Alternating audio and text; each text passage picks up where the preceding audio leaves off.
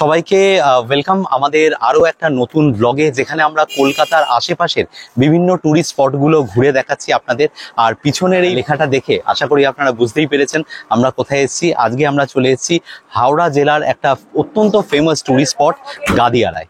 এবং এই গাদিয়ারা শুধুমাত্র যে টুরিস্ট স্পট বা পিকনিক স্পট নয়, এই গাদিয়ারাতে কিন্তু রাত্রিবাসও করতে পারেন। এবং এই গাদিয়ারা অঞ্চলের আশেপাশে রয়েছে অনেকগুলো ঘুরে দেখার জায়গা। সবকিছুই দেখাবো আপনাদেরকে আমরা এই ভিডিওতে। তো চলুন শুরু করা যাক আজকের আমাদের গাদিয়ারা সফর। কলকাতা থেকে NH6 ধরে গাদিয়ারা যাওয়ার পথে প্রথমেই পড়বে Dhulagarh toll plaza. Up and down ছোট গাড়ির জন্য টোল পড়লো 195 টাকা। বাগনান মোড় থেকে বাঁদিকের রাস্তা ধরে গাদিয়ারার মোট দূরত্ব 34 কিলোমিটার। বাগনান ফ্লাইওভার ধরে আমরা এখন চললাম শ্যামপুরের উদ্দেশ্যে। শ্যামপুর এই অঞ্চলের অত্যন্ত জনবহুল একটি এলাকা। এখান থেকে গাদিয়ারার দূরত্ব মাত্র 9 কিলোমিটার। পথে কাশফুল দেখে কোথাও যেন শরৎকাল আর শীতকালটা মাখামাখি হয়ে গেল। অবশেষে আমরা পৌঁছলাম গাদিয়ারা। কলকাতা শহর থেকে 100 কিলোমিটার দূরে অবস্থিত এই গাদিয়ারা ঐতিহাসিক দিক থেকেও একসময় ছিল অত্যন্ত গুরুত্বপূর্ণ একটা জায়গা। ইংরেজ আমলে রবার্ট ক্লাইভ এখানে একটি দুর্গ তৈরি করেন, যার নাম ছিল হচ্ছে ফোর্ট মরিংটন। বর্তমানে সেই ফোর্টটি আর অবশিষ্ট নেই। 1942 সালের একটা ভয়াবহ বন্যায় সেই ফোর্টটি কিন্তু সম্পূর্ণরূপে ধ্বংসপ্রাপ্ত হয়। এছাড়াও এইখানে এই গাদিয়ারা অঞ্চলে ঘুরে দেখার জন্য অনেকগুলো জায়গা রয়েছে। একটা সুন্দর ফেরিঘাট রয়েছে এবং সব থেকে যেটা অ্যাট্রাকটিভ সেটা হচ্ছে সন্ধ্যেবেলা এখানে একটা দারুণ সানসেট হয়। তো আমরা কলকাতা শহর থেকে গাড়ি চালিয়ে এখানে এসে পৌঁছলাম, 2 ঘন্টা মতো সময় লাগলো। এবার আমরা গাদিয়ারা এই অঞ্চলটা সম্পূর্ণটা ঘুরে দেখবো এবং দেখাবো আপনাদেরকে এই ভিডিওতে। চলুন শুরু করা যাক। আই লাভ গাদিয়ারা এই সাইনবোর্ড থেকে বাঁদিকে নিলেই সরাসরি পৌঁছে যাওয়া যাবে গাদিয়ারা ফেরিঘাটে। এবং তারপরেই রয়েছে জাহাজ তৈরির কারখানা, রূপমঞ্জরি ট্যুরিস্ট কমপ্লেক্স প্রভৃতি। আমরা প্রথমে আজকে ওদিকেই যাব। সামনে যেটা দেখতে পাচ্ছেন সেখানে একটি পণ্যবাহী জাহাজ তৈরি হচ্ছে। ভিতরে যাওয়ার অনুমতি না থাকায় খুব একটা কাছ থেকে দেখাতে পারলাম না। এরপরেই আমরা চলে গেছিলাম নবরূপে সজ্জিত গাদিয়ারা ফেরিঘাটে। যদিও ম্যানুয়াল টিকিট চেকিং এর সিস্টেমটাই এখনো চলছে।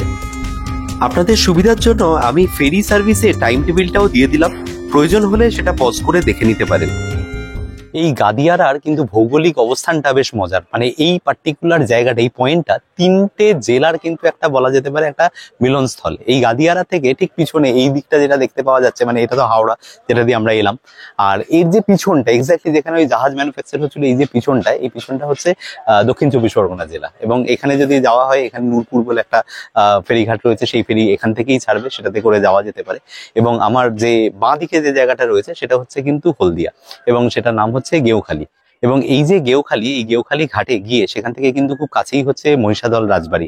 যারা এখানে রাত্রিবাস করছেন, যারা থাকছেন, তারা কিন্তু এখান থেকে খুব সহজে গিয়ে মহিষাদল রাজবাড়ি দেখে আসতে পারেন। একটা নৌকা বিহারও হবে এবং সাথে একটা ঘোড়া, সুন্দর টাইম স্পেন্ড করা যাবে। মোটামুটি 8 টাকা হচ্ছে এই নৌ পারাপারের খরচ। 8 টাকা খরচ দিয়ে আপনি ওপারে গিয়ে আবার আপনি 8 টাকা দিয়ে ফিরে আসতে পারবেন। ওখান থেকে অবশ্যই একটা টোটো বা কিছু আপনাদেরকে অ্যারেঞ্জ করতে হবে। তো এই হচ্ছে এর অবস্থান। এখানে দেখার মধ্যে মোটামুটি এই ফেরিঘাটটা রয়েছে এবং আশেপাশে পুরোটাই কিন্তু ঘিরে রয়েছে এই নদী এবং এই নদীর পার্শ্ববর্তী অঞ্চলগুলো। এবং প্রসঙ্গত বলে রাখা দরকার যে এটা হচ্ছে রূপনারায়ণ নদী। এই যে যেটা রয়েছে এটা আমরা কোলাঘাটেও দেখি। তো সেই রূপনারায়ণের কন্টিনিউয়েশন হচ্ছে এটা, এবং এটা গিয়ে কিন্তু মিলছে হুগলি নদীর সাথে, যেটা ভাগীরথী বা গঙ্গা নামেও পরিচিত। সেই দুটো নদীর কিন্তু মিলনস্থল হচ্ছে এটা। অনেকেই এটাকে ভুল করে দামোদর বলে থাকেন, একবার কারেকশন করে দিই, এটা রূপনারায়ণ। এবং পিছনে যে নদীটা রয়েছে, যেখানে কনফ্লুয়েন্সটা যেখানে তৈরি হচ্ছে, সেটা কিন্তু হচ্ছে হুগলি নদীর সাথে। দিনে 13 ঘন্টার এই নৌ পরিষেবা 3টে জেলার মানুষের জন্য যোগাযোগের এক অন্যতম মাধ্যম। এখান থেকে আমরা সরাসরি চলে গেছিলাম পশ্চিমবঙ্গ সরকারের রূপমঞ্জরি ট্যুরিজম কমপ্লেক্সে লাঞ্চ করার জন্য। গাদিয়ারাতে এসে যদি আপনারা থাকার জন্য একটা নির্ভরযোগ্য জায়গা খোঁজ করেন, তাহলে অবশ্যই আমার জন্য যেটা রেকমেন্ডেশন থাকবে সেটা হচ্ছে যে গাদিয়ারাতে পশ্চিমবঙ্গ সরকারের যে রূপমঞ্জরি ট্যুরিজম প্রপার্টি, তো সেই ট্যুরিজম প্রপার্টির ভিতরে আপনারা থাকতে পারেন। বর্তমানে 19টা রুম রয়েছে, যে রুমগুলো বর্তমানে মানে ওয়ার্কিং কন্ডিশনে রয়েছে এবং আরো এক্সপেনশনের কাজ চলছে। সেগুলো সবকিছু আপনাদেরকে ঘুরে দেখাবো এখানে। তো এই জায়গা রাত্রিবাসের জন্য সব থেকে সেফ অ্যান্ড সিকিউর। যদি পরিবার নিয়ে আসেন, রুম প্রাইস হয়তো একটু মানে আপনি বলতে পারেন কম্পারেটিভলি একটু হাই হবে অন্যদের থেকে, তবে ডেফিনেটলি আপনি এটাকে সিলেক্ট করতে পারেন। এই রূপমঞ্জরি ট্যুরিজম প্রপার্টির একদম এন্ট্রেন্সে গেটে ঢুকেই যেটা প্রথমেই চোখে পড়বে সেটা হচ্ছে যে এই হেরিটেজ মানে বাড়িটা, এই বাড়িটা দোতলা একটা বাড়ি, তোমরা দেখতেই পাচ্ছ। যেটুকু আমি খবর নিয়ে জানতে পারলাম সেটা হচ্ছে যে এই যে পুরো প্রপার্টিটা গভর্নমেন্ট অ্যাকোয়ার করার পরে আগে এটা একটা রাইস মিল ছিল, এবং সেই রাইস মিলের অফিস ছিল হচ্ছে এই বিল্ডিংটা, বহু বছরের আগের অনেক পুরনো একটা বিল্ডিং। এবং এখান থেকেই কিন্তু ওয়েস্ট বেঙ্গল ট্যুরিজমের যে এই ট্যুরিজম প্রপার্টির যাত্রা শুরু। প্রথমে 2টো রুম এখানে অপারেশনাল ছিল, সেখানে মানুষ এসে থাকতে পারতেন। যারা সেই সময় থেকেছেন, যদি কেউ ভিডিওটা দেখেন প্লিজ কমেন্ট করে জানাবেন যে আপনাদের অভিজ্ঞতা কি ছিল। তো বর্তমানে এটাকে কিন্তু আর সেইভাবে রুম ভাড়া দেওয়া হয় না, এটা একটা হেরিটেজ হাউস হিসেবেই রাখা রয়েছে, এবং এর পর থেকেই কিন্তু অ্যাকচুয়াল প্রপার্টিটা শুরু। গাড়ি নিয়ে সিমেন্টের রাস্তা ধরে প্রপার্টির একদম ভিতর পর্যন্ত চলে যাওয়া যায়, এবং গাড়ি রাখার জন্য যথেষ্ট ব্যবস্থাও রয়েছে।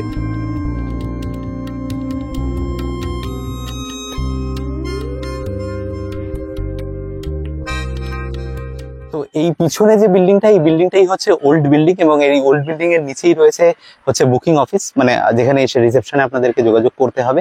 অনলাইন বুকিং করিয়ে আসাটাই বেটার, এখানে আমি ওয়েবসাইটের লিঙ্কটা দিয়ে দেবো। আর এর পাশের যে বিল্ডিংটা সেটা হচ্ছে ওল্ড বিল্ডিং, যেখানে টোটাল 19টা রুম রয়েছে, এবং পাশে রয়েছে একটা কনফারেন্স রুম এবং একটা বারকাম রেস্টুরেন্টেও ওপেন হওয়ার কথা রয়েছে, সেটা যদিও এখনো স্টার্ট হয়নি। তো সেগুলো আপনাদেরকে ঘুরিয়ে দেখাবো। এবং এই বিল্ডিং এর এখন বর্তমানে ফার্স্ট ফ্লোরে রয়েছে রেস্টুরেন্ট, যেখানে আজকে আমরা দুপুরবেলা লাঞ্চ করব। তো চলুন একবার এই বিল্ডিং এও যাওয়া যাক।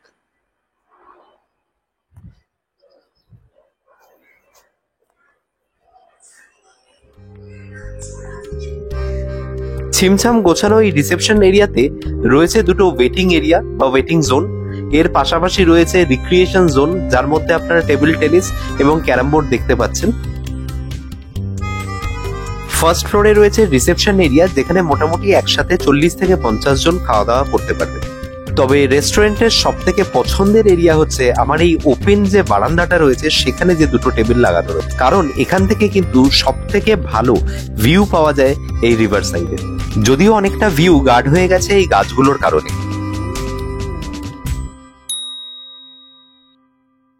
আমাদের ওয়েস্ট বেঙ্গল ট্যুরিজমের খাবার অভিজ্ঞতা কিন্তু ভালো, মানে এর আগে আমরা মুর্শিদাবাদের বহর ট্যুরিজম প্রপার্টিতে আমরা খেয়েছিলাম, তো সেখানে কিন্তু খাবার বেশ ভালো ছিল। সেখানেও আমরা বোধহয় ডিমের এগ কারি, রাইস এরকম টাইপের কিছু নিয়েছিলাম। খাবারটা কিন্তু বেশ দারুণ স্বাদ।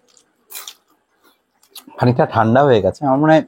আমরা এখন মানে যে টাইমে খেতে বসেছি এটা প্রায় দুপুর 3টে বাজে, তো সেই কারণে হয়তো খাবার দাবার একটু ঠান্ডা হয়ে গেছে, কারণ lunch time is almost over.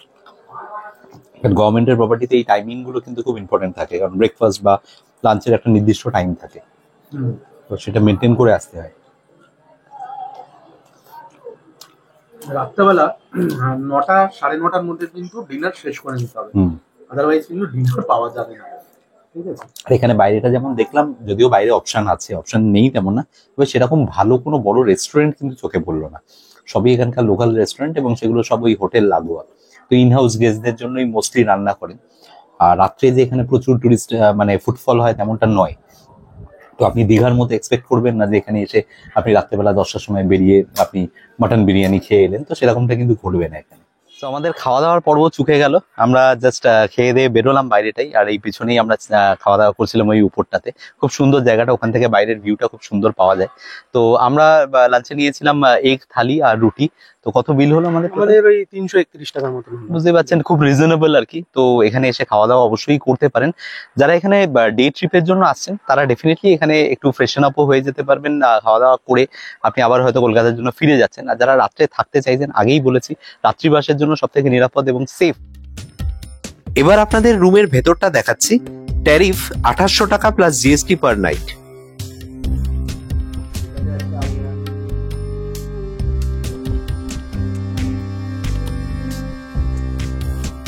এখানে একটা আলমিরা রয়েছে, সাথে একটা বড় গ্লাস রয়েছে, সামনে রয়েছে একটা বেডসাইড টেবিল, একটা কিং সাইজ বেড রয়েছে এখানে, আর সামনে টিভি ক্যাবিনেট।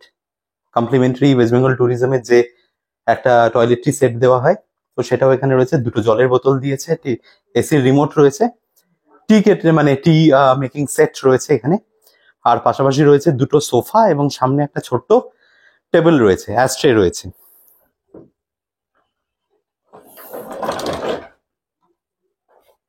তো এখান থেকে কিন্তু ডিরেক্টলি আমরা কিন্তু এখানে নদীর ভিউটা দেখতে পাচ্ছি, রূপনারায়ণ নদী। এই নদীর ভিউ ডিরেক্টলি এখান থেকে দেখা যাচ্ছে। তো এই হচ্ছে ওয়েস্ট বেঙ্গল ট্যুরিজমের রুম। ওয়াশরুমটাও দেখিয়ে দিচ্ছি একবার, ওয়াশরুমটা কেমন রয়েছে।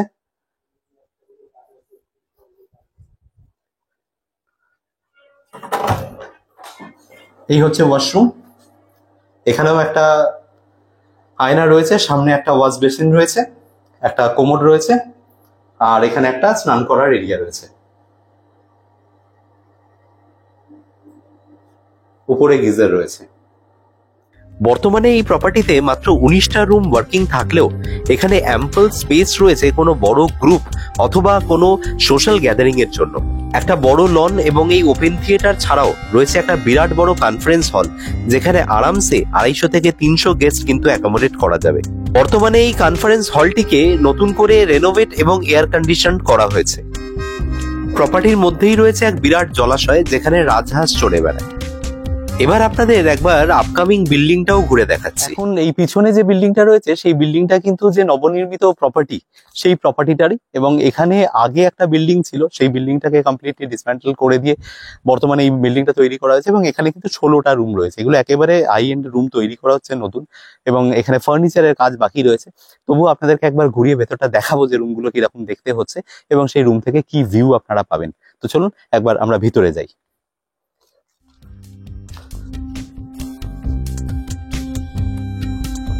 নতুন বিল্ডিং এর রুমের ইন্টেরিয়ার মোটামুটি ওল্ড বিল্ডিং এর রুমের মতোই সেম। এখানেও রয়েছে এক বিরাট বড় বারান্দা, তার সামনে রয়েছে স্লাইডিং ডোর। ওয়াল কালার করা হয়ে গেছে, ফ্যান এবং এসি লেগে গেছে, তবে এখনো অবধি এই পার্টিকুলার রুমগুলোতে কোনো ফার্নিচার সেট করা হয়নি।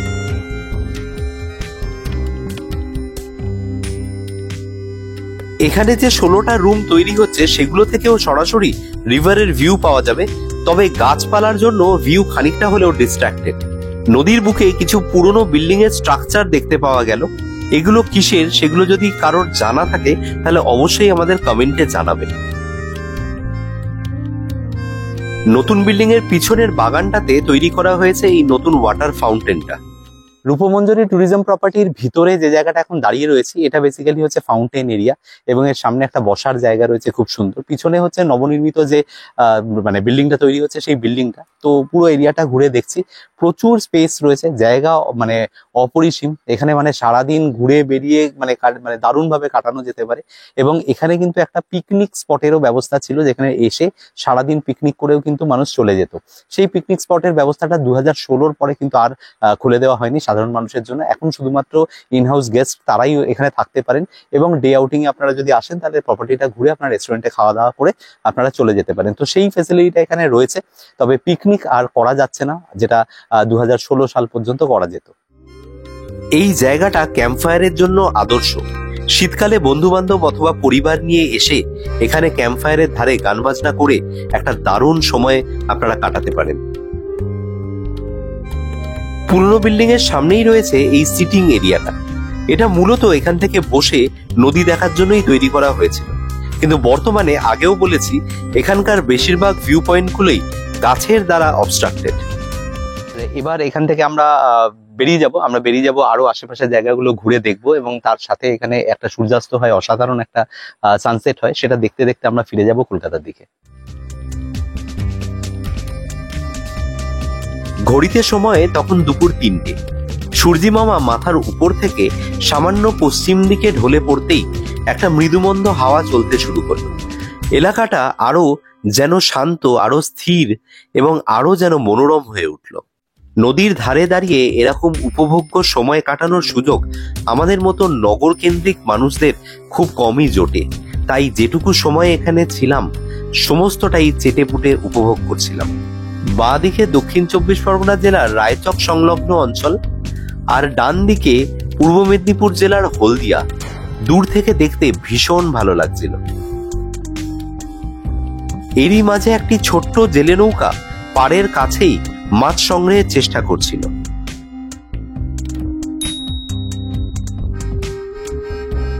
এরই মধ্যে নীল আকাশটা সোনালী রঙে ঢেকে গেল, এবং তার সোনালী রঙের আভা জলের উপরে এক অদ্ভুত প্রতিচ্ছবির সৃষ্টি করলো।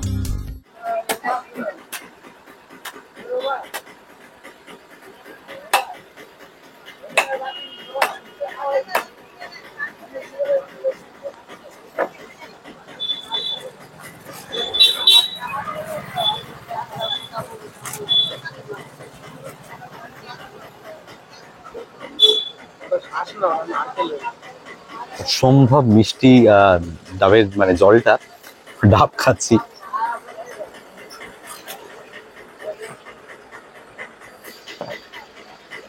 মন জুড়িয়ে গেল।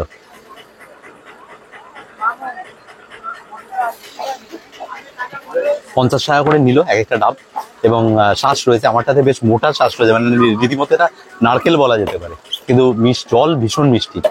গাদিয়ারা থেকে মাত্র 30 কিলোমিটার দূরে আরো একটি পর্যটন কেন্দ্র অবস্থিত, যার নাম হচ্ছে গড়চুম্বক। সময় থাকলে সেটাও ঘুরে আসতে পারে। গাদিয়ারার পর্যটন শিল্পের পথে অন্তরায় হিসেবে আমার মনে হয়েছে এখানকার নদীর ধারে বসার অপর্যাপ্ত ব্যবস্থা, যথেষ্ট পরিমাণে আলো না থাকা, এবং নদীর ধারের রাস্তা অত্যন্ত অপ্রশস্ত। আগামী দিনে এই সমস্ত জিনিসের উন্নতি হলে গাদিয়ারা নিছক একটি পিকনিক স্পট থেকে পশ্চিমবঙ্গের মানচিত্রে পাকাপাকিভাবে একটি পর্যটন কেন্দ্র রূপে চিহ্নিত হতে পারে। কুয়াশায় কিন্তু মানে জায়গাটা পুরো ধীরে ধীরে ঢেকে যাচ্ছে, মানে যেটা দুপুরবেলায় ভিজিবিলিটি এত ভালো ছিল যে ওপারটা পরিষ্কার দেখা যাচ্ছিল, সেটা যত বিকেলের দিকে সময় এগোচ্ছে তত কিন্তু ভিজিবিলিটিটা কমে যাচ্ছে। দারুণ লাগছে, মানে একটা আলাদা অ্যাটমসফিয়ার। কলকাতা থেকে এত গাড়ি ঘোড়া থেকে, গাড়ি ঘোড়া থেকে এতটা প্রচন্ড আলাদা একটা। এবং এই জায়গাটাই কিন্তু মানে নদীর যে ডেপথটা, সেটাও মানে বোঝা যাচ্ছে যে নদীর মানে গঙ্গা নদী আমরা সাধারণত হুগলি নদী যেটা বাবুঘাটে আমরা যেটা দেখে থাকি, সেইটাই মানে কত কাছে মনে হয়, এখানে কিন্তু অনেকটা দূর, মানে অনেকটা ডিস্টেন্স রয়েছে। চওড়াটা নদীর আর কি অনেকটা। এখন আমরা চলে এসেছি একেবারে ঘাটের পাশে, এবং এখন একটা সানসেট হচ্ছে। চারিদিকের আবহাওয়াটা দেখলে তোমরা বুঝতে পারছো যে একটা পুরো লাইটটা ডিফিউজ হয়ে গেছে, একটা সুন্দর সানসেট দেখতে পাওয়া যাচ্ছে, একটা রে পড়ছে জলের উপরে, দারুণ একটা অ্যাটমসফিয়ার প্রচুর। আর পেছনটা পুরো একদম কুয়াশা হয়ে গেছে। এক্স্যাক্টলি, কারণ যেহেতু শীতকাল এবং আমরা একেবারে মানে ডিসেম্বরের দোরগোড়ায় রয়েছি, তবে সেই অর্থে কিন্তু ঠান্ডা আমরা খুব একটা অনুভব করলাম না এখানে। আর গাদিয়ারা আসার জন্য দুভাবেই বললাম যে এসে এখানে নাইট স্টে করাও যেতে পারে, আবার এখানে সারাদিনে কিন্তু ঘুরে খুব অনায়াসে ফেরতও চলে যাওয়া যেতে পারে। তো কলকাতার আশেপাশের এই সমস্ত জায়গাগুলো ঘুরে আপনাদেরকে দেখাচ্ছে। কেমন লাগছে আপনাদের এই ভিডিওগুলো, সেগুলো অবশ্যই কমেন্টে এসে জানাবেন। এই ভিডিওটা কেমন লাগলো সেটা জানানোর জন্য অবশ্যই আমাদের এই চ্যানেলটাকে সাবস্ক্রাইব করুন। আপনাদের এই অ্যাপ্রিসিয়েশনটাই কিন্তু আমাদের আগামী দিনে এগিয়ে যাওয়ার ক্ষেত্রে অনেক সাহায্য করবে। গাদিয়ারার মোড় থেকে ডান দিকে গেলে আরো কয়েকটি নতুন এবং পুরনো বেসরকারি রিসর্টেরও খোঁজ পাওয়া যায়। একটা জিনিস দেখলাম এখানে, যেটা নাকি শুধু ওয়েস্ট বেঙ্গল ট্যুরিজমের প্রপার্টি নাই, এখানে প্রচুর নতুন হোটেল খুলছে, আরো নতুন অনেকগুলো রিসর্ট অনেকগুলো খুলছে। ঠিক আছে, সেইখানেও লোকে এসে থাকতে পারে। একদম একদম, মানে অপশনস আস্তে আস্তে ডেভেলপ হচ্ছে। ট্যুরিজমের যত অগ্রগতি হবে তত হোটেল আসবে, আপনারা যত এখানে আসবেন তত আস্তে আস্তে এই সমস্ত হোটেল বা অন্যান্য বিজনেস গুলো আগামী দিনে ডেভেলপ করবে।